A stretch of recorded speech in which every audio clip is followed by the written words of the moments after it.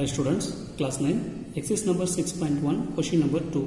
From the given figure, find the value of sin B, secant B, cot B, and then cos C, tan C, and cosecant C. See, the diagram is given as, that is the ABC is a triangle, right? And the line AD is a perpendicular to BC, and BD is given as 5, DC is given as 16, and AB is given as 13. Now we want to find the angle B. Find angle B for sin B, secant B, and cot B. By the given triangle, I split the triangle ABD. In the triangle மட்டும் எடுத்துக்கிறேன் ABD. In the angle B inclined இருக்குன்னு சொல்லிருக்காங்க. This is angle B. So angle B always opposite இருக்கிறது opposite side. Opposite side of angle, that is opposite side. This is longest side 90 degree opposite irukku. This is hypotenuse side and this is adjacent side. So first we want to find out what is the opposite side, then only we want to find out sin, secant and cot. By Pythagoras theorem,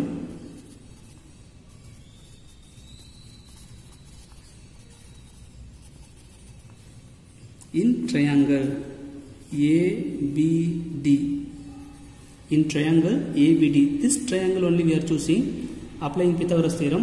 We know the formula of Pythagoras theorem, that is hypotenuse side square is equal to opposite side square plus adjacent side square. Here hypotenuse side என்ன இருக்கு பாருங்க 13 square, opposite side என்ன இருக்கு AD, plus adjacent side is BD is 5 square.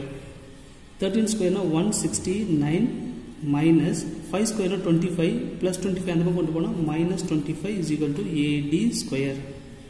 இது ரெண்டுத்தையும் separate பண்ணுங்க, then AD square is equal to 144.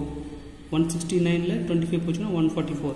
நமக்கு AD square தேவையில்லை, AD கண்டுபிடிக்கணும். Taking square root on both side, so 144 is a perfect square number, then AD is equal to 12.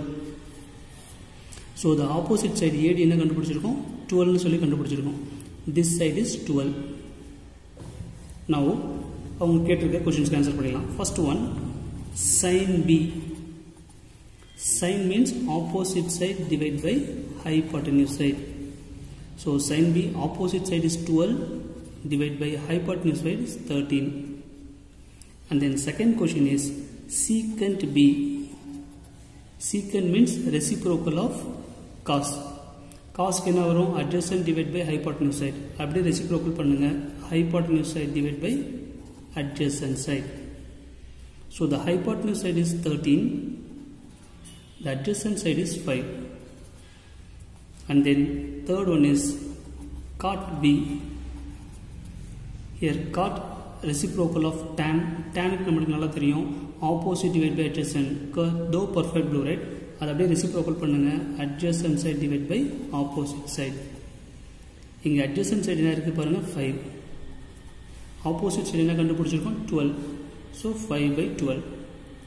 So first 3 கண்டுபிடிச்சிட்டோம். Next 3 வந்து cos.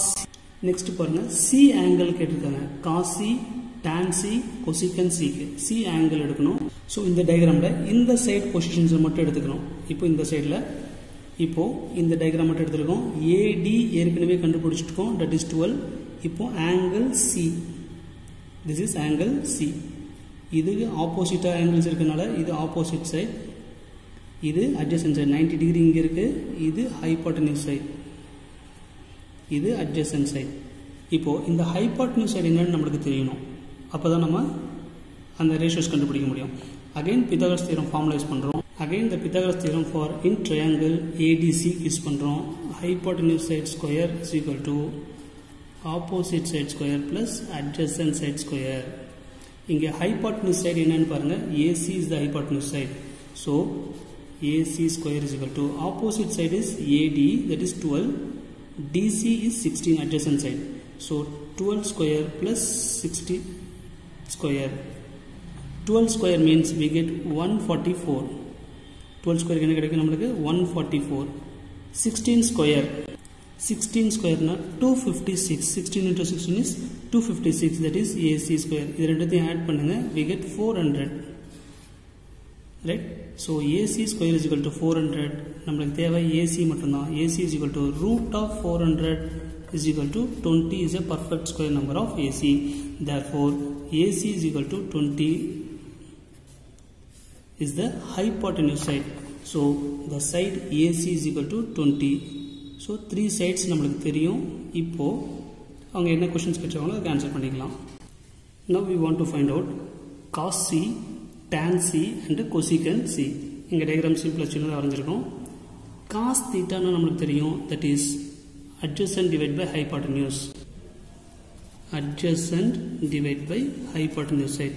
இங்க adjacent side என்ன இருக்குன்னு பாருங்க. இது DC is the adjacent side is 16 divided by hypotenuse side is AC, that is 20. இது reduce பண்ண முடிஞ்சா ரெடியூஸ் பண்ணி எழுதிக்கலாம். சரிங்களா? இத 4 ஆல ரெடியூஸ் பண்ண முடியும். 4 4s are 4 5s are. Next, tan theta is equal to opposite side divided by adjacent side. So opposite side என்ன இருக்குன்னு பாருங்க 12. This is the diagram, rough diagram. 12 divided by adjacent side is 16. இது reduce பண்ண முடிஞ்சா reduce பண்ணலாம். Reduce பண்ணும்போது 4 3s are 4 4s are. Then cosecant is reciprocal of sin. Sin என்ன வரும் நமக்கு opposite divided by hypotenuse side. அது அப்படியே reciprocal ஆ எழுதுங்க. Hypotenuse side divided by opposite side. The hypotenuse side is 20. The opposite side is 12. இதுல 4 5s are 4 3s are. So this is the values of the given ratios. Thank you, students.